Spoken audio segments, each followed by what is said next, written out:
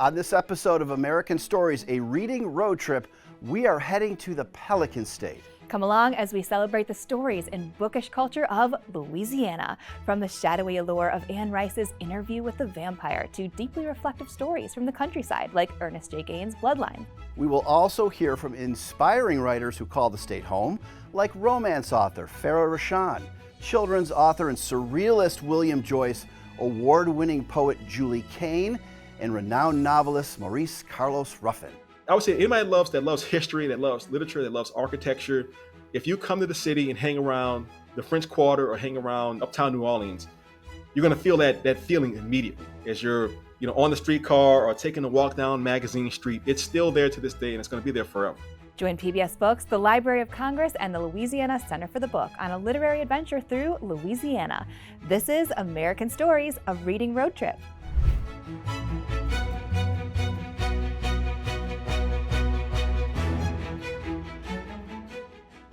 Well, hello and welcome. Hi, I'm Fred Nahat here with Lauren Smith from PBS Books. Join us as we explore the storied past of the United States and celebrate the writers who continue to build our literary landscape. Be sure to like, share, and subscribe right now so you never miss an episode of American Stories, a reading road trip here on PBS Books. Today, we take a trip down south to Louisiana, from the moss-draped bayous to the vibrant streets of New Orleans. Louisiana is a place where mystery and magic linger in the air. But what exactly is it about Louisiana's soulful spirit that inspires the voices that rise from its pages?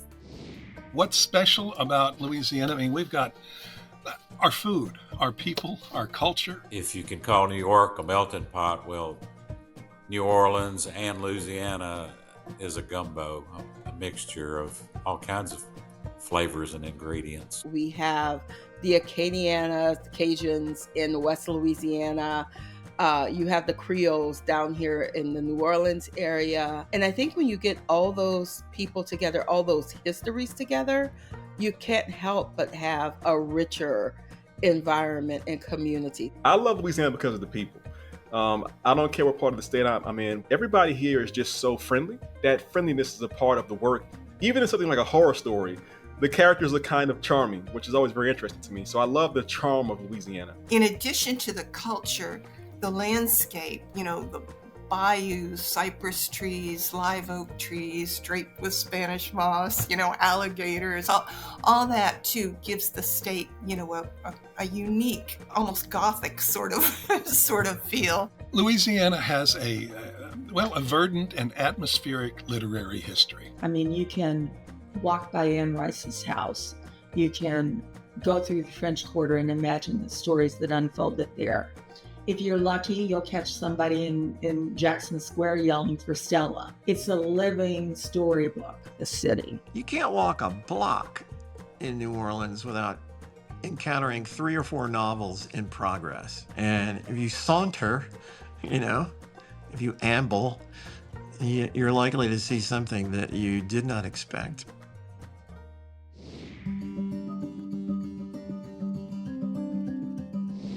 Louisiana may be famous for Mardi Gras and parades, but its true magic lies in the stories that simmer beneath the surface. This is a state steeped in history. It's shaped by diverse cultures and touched by the supernatural. Let's explore how these rich ingredients have flavored the voices of its unforgettable writers. George Washington Cable is probably one of the better known writers out of the postbellum period. 2 of his more noted works were his collection of short stories, The Old Creole Days, and then his novel, The Grand Decime. And his fiction often focused on the sites, dialects, different peoples in Louisiana. Cable was really good at showing the sort of layer cake mentality of the society, which included, people who were like aristocrats and people who were sort of everyday workers, people who were free Black folks of color, and people who were also enslaved. And I think he was a very early version of, let's get into the details of this very complicated culture. And he really laid some groundwork for all of us in the future. He's like early Stephen King on the bayou. I mean, he is amazing, especially in his short stories. There's often these Creole French aristocrats who've made their fortunes like slave trading, gambling, these evil, corrupt protagonists. and horrible things happen to them, often with a kind of supernatural twist. He's amazing. Now, he did receive some criticism from those who felt that the way he portrayed Creoles, they felt it was demeaning. And one of his critics was Grace King, who became a well-known novelist and historian. But she actually started writing after being challenged by a magazine editor up in the North to counteract what they saw as the negative portrayal of Creoles in Cable's writing. The thing that makes Grace interesting is that she wasn't the kind of person to take writing that was complicated but had like what she saw as errors. She wasn't afraid to correct that. I think that one of Cable's issues is that he was definitely writing from a white male perspective, and he had some blind spots. And I think that for King, she could easily see what the blind spots were, and she wasn't afraid to, I guess, confront those blind spots and clear things up in her own writing. And so one of the values of her is that she said, hey, I know this guy created this sort of romantic writing that seemed accurate, but it really wasn't. He got a lot of things wrong, and she got a lot of things right. One Louisiana author that I'm sure many people are familiar with is Ernest J. Gaines, who wrote A Lesson Before Dying. He was the very first recipient of our Louisiana Writer Award. He's considered really to be one of the most important Southern writers. I think it was my freshman year of college, and I read A Lesson Before Dying, and it was one of those books that kind of changed my perspective on everything. It showed me as a writer how to develop a flawed character, but still have them just, be this type of person that people can see themselves in. Gaines is very close to my heart.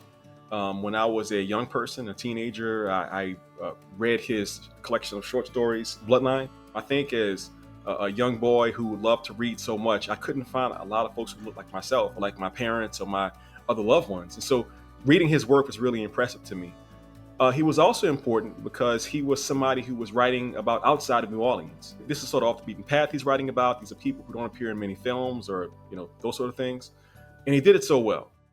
And we've got the Pulitzer Prize winning Shirley Ann Grau. She explored race relations in the South during civil rights, and this garnered her some death threats from the Ku Klux Klan, which she ignored. She had a KKK cross burned on her lawn, and I think that is probably the highest honor that that any Southern writer can get.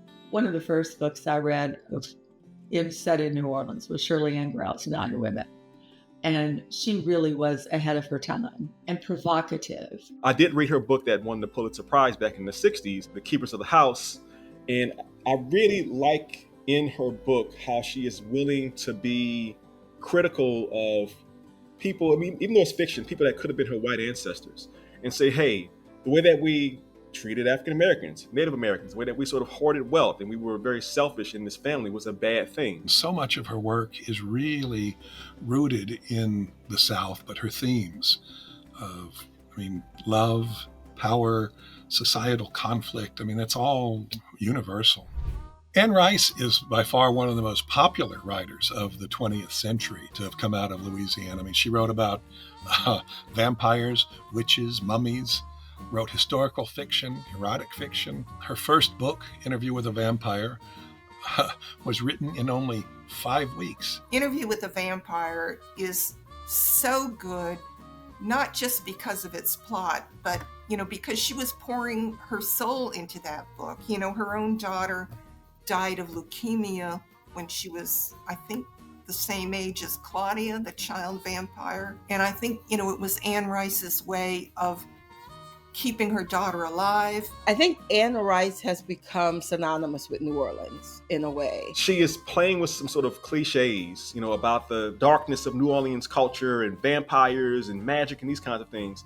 And yet she's subverting it by making these characters feel like they're really living. They're really real people, even though they're quote unquote the undead. And you cannot go by your house at First and Chestnut without seeing a tour guide, a pilgrim, just some soul there looking for a little bit of her.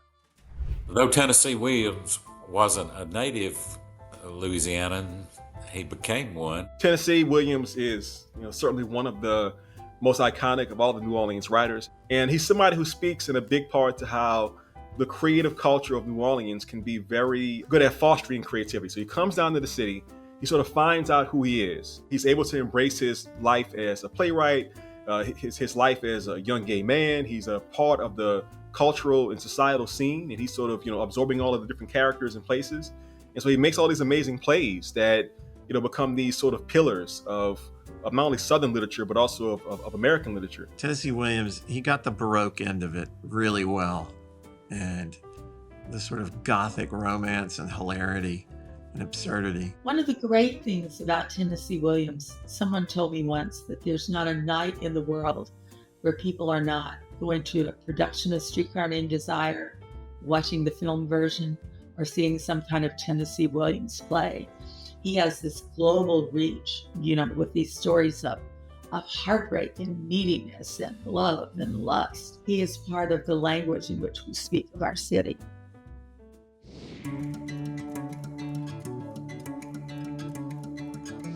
Louisiana's culture is a rich tapestry woven from generations of resilience, celebration, and creativity. One author who highlights these voices is author Maurice Carlos Ruffin. Maurice Carlos Ruffin is a delightful person and a wonderful writer. A New York Times reviewer once wrote of him that at any moment, Ruffin can summon the kind of magic that makes you want to slow down, reread, and experience the pleasure of him crystallizing an image again. My personal background is that I am somebody who was a corporate lawyer for about 16 years. But I think that Louisiana and New Orleans in particular is a sort of siren's call towards creativity. If you have any skills that you can use, whether it's music or filmmaking or storytelling, you're going to do it eventually. And so The American Daughters is me thinking about my ancestors and the people in their life, say around the 1840s to the 1860s. I'm wondering about like my women ancestors and wondering what would it have been like to be an African descendant woman living in New Orleans in 1850. Long story short, the book is about a bunch of Black women and girls who become spies. They form a spy ring to fight the Confederates and create more freedom for people in their community. And so it was really fun writing the book. It's my first national bestseller, and I really enjoyed it, and people seem to like the book a lot. I spent about 20 years doing research on that book. But you have to keep in mind that being a New Orleanian, again, this city that is a very old city, and we've kept a lot of our history alive. We still have a lot of the old buildings, a lot of the old landscapes. So I wasn't really forced to have to do too much research. It's right there in front of my face. The city it really helped me to write the book and make it very vibrant and full of history and full of great tension and plot. It's very much intentional that I try to seek out voices that are underrepresented in fiction and give them a place in my work. It's about the people that I have met and loved in my life and give them a chance to have their places in the stories. And so when I do that, I find it's actually a lot easier to write the stories because the stories exist. I seek to both entertain and educate as well as create empathy. And what happens is that people who read my books are often delighted and surprised by the characters, the plots, and the details because they've never seen it anywhere else. While Maurice Carlos Ruffin brings Louisiana to life through bold prose, Julie Caine offers a different lens, one shaped by poetry.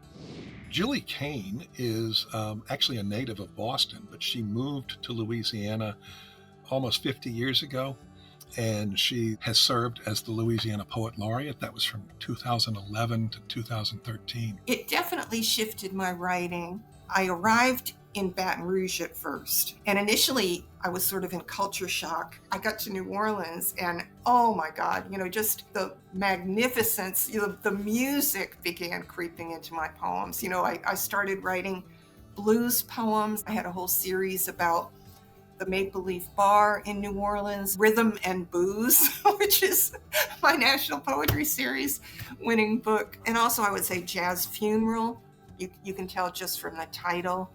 That book is very much about Hurricane Katrina and its aftermath and some other losses that I had gone through at the time. That book is structured like a New Orleans jazz funeral with the march to the graveyard, kind of poems that are about those losses. And then in the middle, the eulogy. And then the last part, once the person is, buried and, all that mourning graveside is over, the band starts playing kind of celebratory music on the way back and people start, twirling their umbrellas. because the soul has gone to heaven and, life goes on. Life goes on. You got to value every moment. So, the poems at the end are more, uplifting. While Julie Cain explores themes through poignant poetry, William Joyce brings a surrealist lens to childhood, infusing imagination with vibrant color and whimsical storytelling. William Joyce is a native of Shreveport, Louisiana, where he still lives and works. He's won an Academy Award, multiple Emmy Awards. He's won several Society of Illustrators Awards. He was a 2008 recipient of the Louisiana Writer Award. In fact, he was the first children's author to win that award. I was 5 years old when my parents took me to Mardi Gras for the first time in New Orleans. It's like somebody kicked over the TV set and all the cartoons spilled out. And that's what, the universe I was living in for that week or so was free of the usual constrictions. Like grown-ups were acting more like children than children. As a cultural experience at an early age, and then one that you repeat over and over again, there's nothing that can turbocharge a surrealist more than Mardi Gras. And I guess that's it. In essence, what I am is a homegrown surrealist. All right. Anything can happen in a children's book, and in fact, it's better if it does. But where it's really, really like become central to the story and the world, is probably the most vivid example of that is a book I did called The Fantastic Flying Books of Mr. Morris Lesmore, which I also made into a short film, and we won an Oscar for that short film. The book is the most successful of my books, and it is the most surreal in many ways, but it's all sort of a series of responses to my childhood growing up here and what happened in Hurricane Katrina. And then, I don't know, I guess it was part of my way of helping without even realizing what I was going to do. I mean, I didn't know that this would help people. I just wanted to know what had happened, but I think it helped people to tell their stories. And then if I was going to talk about one book and how being from Louisiana has affected my work, it would be that, The Fantastic Flying Books of Mr. Morris Lesmore. From the whimsical imagination of William Joyce, we turn to Farah Rashan, whose contemporary romances shine with heart, humor, and a strong sense of place. I was born and raised in Louisiana. Even though I did a small stint in Austin, Texas for just a few years, I had to run back home because I am a Louisiana girl. I have accepted it. I love to set books in Louisiana and in New Orleans because I always think it's a character in and of itself. I've done multiple series that have been set in Louisiana. My very first series, my Holmes Brothers series, was set in New Orleans. I've done my Bayou Dream series that is my love letter to my small hometown, which is a small town on the Louisiana Bayou. But my more recent romance series, I set it in New Orleans, but I purposely set it outside of the French Quarter. We call it the Doggy series. Pardon my Frenchie and pugs and kisses because it's centered around dogs, but I set it in other parts of the city. So it's set in the uptown area around Audubon Park and St. Charles Avenue. And, I have the streetcar going along the cover of one of them because they are rich in their own history. And I just think that New Orleans and Louisiana is so much more than just that one area that Hollywood tends to focus on in other books. So it was just an honor to showcase more of the state to my readers.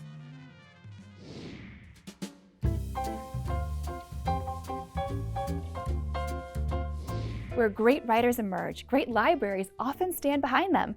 Louisiana's libraries are more than shelves of books. They're gateways to imagination, learning, and community. Louisiana, unlike any state in the country, doesn't have counties, but it has instead parishes. There are 64 parishes, and beyond that, there are 68 Louisiana library systems. And every one of those libraries does something special for its people. The East Baton Rouge Parish Library, it has been repeatedly named one of America's star libraries by Library Journal for many consecutive years. They've got an award-winning main library branch, the main library on Goodwood here in Baton Rouge, Louisiana. It's a spectacular facility. All libraries really, whether they've got a ton of money in the budget or just a little bit, what they're able to bring to their communities is phenomenal for any library. So sometimes I feel disingenuous talking about the big ones because they're doing a ton of work, but so are those small ones. I don't know if other states are as dependent on bookmobiles. There's still large parts of Louisiana that are rural, that even here in Natchitoches Parish, we depend on bookmobiles to go out from the library, to reach those parts. It's a huge parish. In the early days of libraries being established in Louisiana, the state library being established, there were demonstration libraries set up throughout the state. And there are wonderful pictures of the bookmobiles out in the country and children lined up waiting their turn to go into the bookmobile and pick books for them to read until the bookmobile comes back again.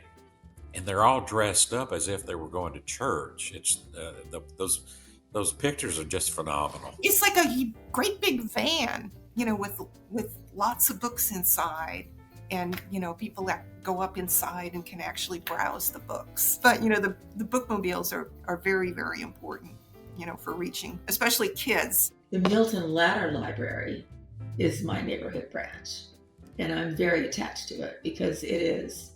You drive down St. Charles Avenue or you take the streetcar and you see all these big, beautiful houses. And there is a library in one of those houses.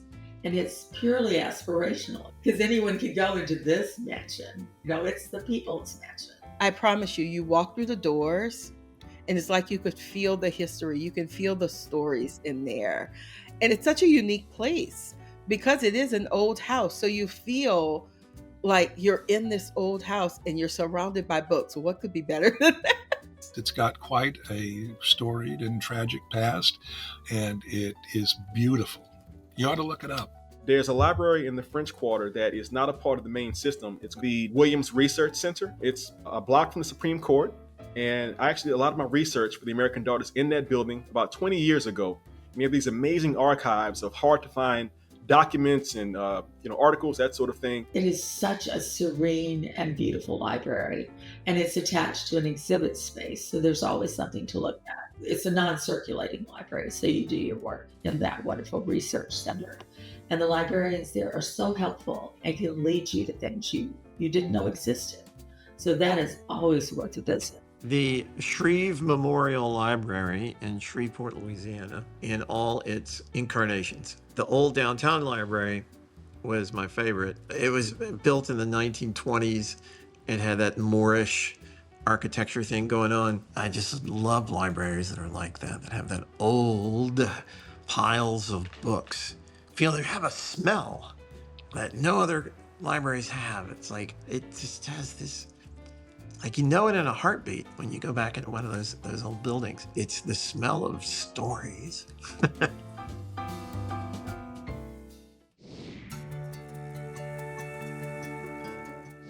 Libraries may spark a love for reading, but Louisiana's bookstores keep that flame burning. Let's take a look at some of the local gems that serve as gathering places for stories, community, and discovery. I jokingly refer to New Orleans as America's smallest major city. We only have about 330,000 people in the city, so it's pretty small compared to, say, New York or Los Angeles. But we have an amazing array of bookstores. So my favorites, they're kind of all my favorites, but I'll mention a few of them that I love so much. Baldwin and Company. Baldwin and Company is a Black-owned bookstore that is sort of in the downtown area near Treme. It's been around for a few years now. They are the absolute best bookstore in the entire state for events. You will see writers who are coming from all over the country, all over the world, and the turnout is always spectacular. Sometimes it's 100 people show up for it, 500. There's a built-in coffee shop. There's a podcast studio. There's an outdoor courtyard. Fantastic bookstore. Faulkner House Books is another wonderful bookstore in the French Quarter. It's so tiny that they only let 6 people at a time into it. And it's the actual building where William Faulkner lived in New Orleans when he was writing Soldier's Pay.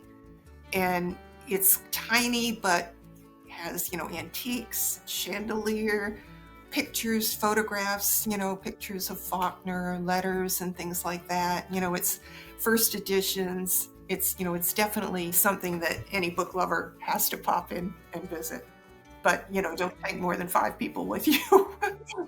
A great bookstore in New Orleans is Garden District Bookstore. It's, again, such a great place with, community comes together. They have people who knit and crochet. Every week there's like a night people can come together and knit and crochet and talk books. It is such a fabulous place. There's this one table where there's a puzzle, and you can just come in and add to the puzzle, and they just leave it out there for people to work with. It is such a great store. It truly is one of my favorite places in the entire state. I remember meeting the owner of Cavalier House Books when he was just out of high school.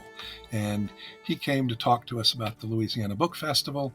And he said, I work at a used bookstore here in town, and I'm hoping to go into the book business. Little did I suspect that 20 years later, that young man would be the owner of Cavalier House Books, our official bookseller for the Louisiana Book Festival.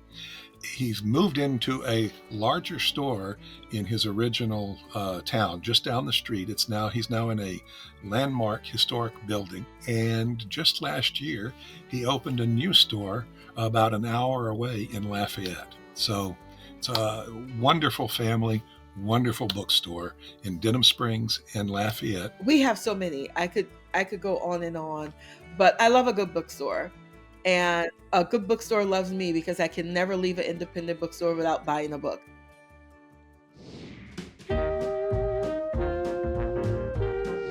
In Louisiana, there is no shortage of literary landmarks to explore. Whether you're walking down the street or into a museum, there's a unique experience for everyone. This is a little unusual, but I would tell people that the biggest literary landmark we have in New Orleans is the National World War II Museum, because it was the vision of a writer, historian Stephen Ambrose.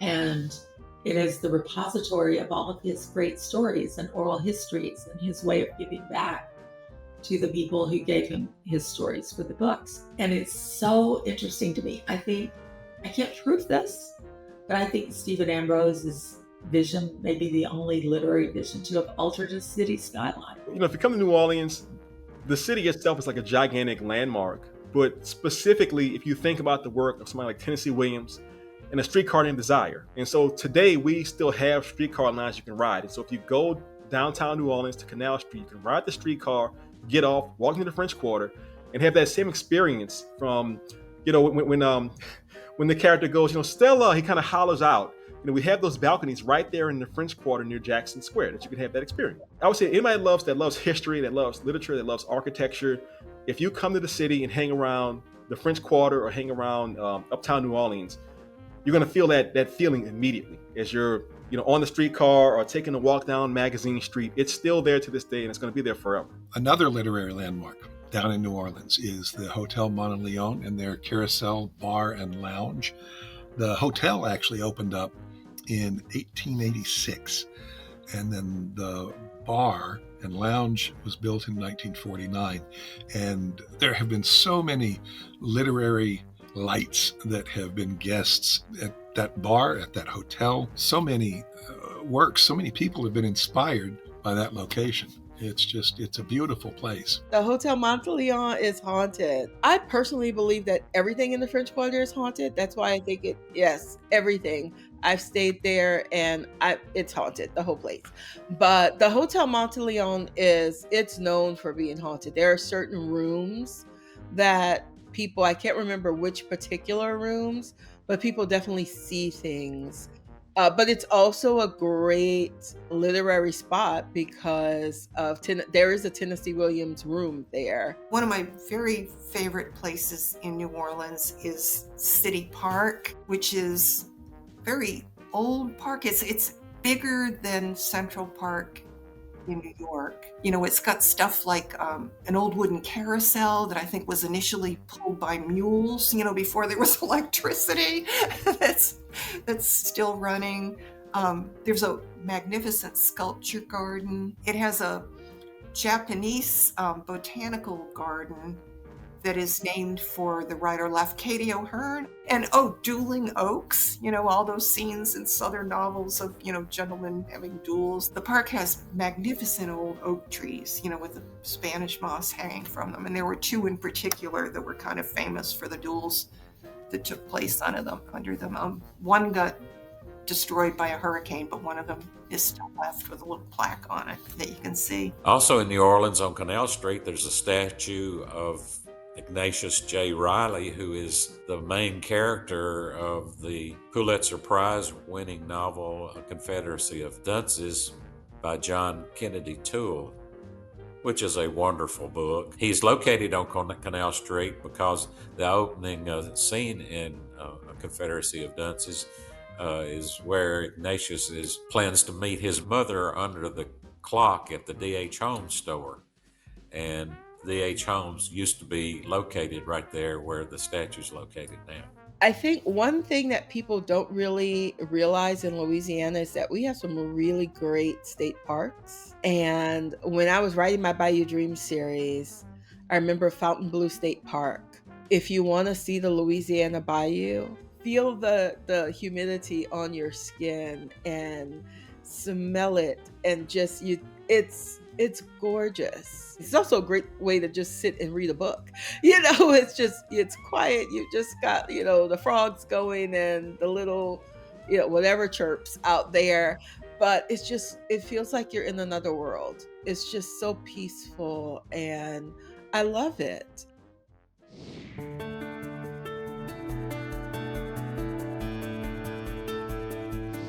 You might know that the Library of Congress is the largest library in the world, but what you might not know is that they've established a local center for the book in all 50 states and 6 territories. Their mission? To make the Library of Congress and its resources even more accessible to all Americans. I'm Leanne Potter, the Director of Professional Learning and Outreach Initiatives at the Library of Congress.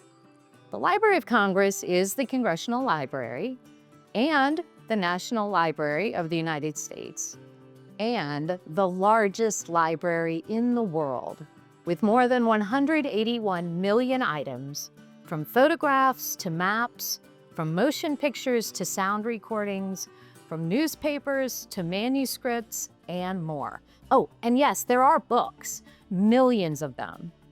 In this series, American Stories, A Reading Road Trip, you will hear about many books, and authors and poems and short stories and more, and how together they make up our nation's literary heritage.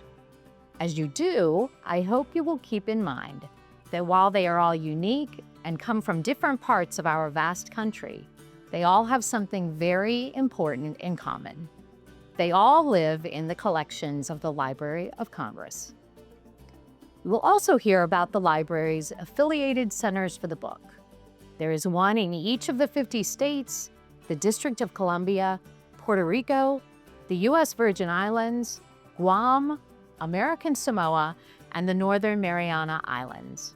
These centers promote reading, libraries, and literacy, and they celebrate and share their state or territory's literary heritage through a variety of programs that you will hear about in this very special series. Today, we're joined by the Louisiana Center for the Book, located in Baton Rouge. And in true Louisiana fashion, they found some pretty amazing ways to shine a spotlight on local authors.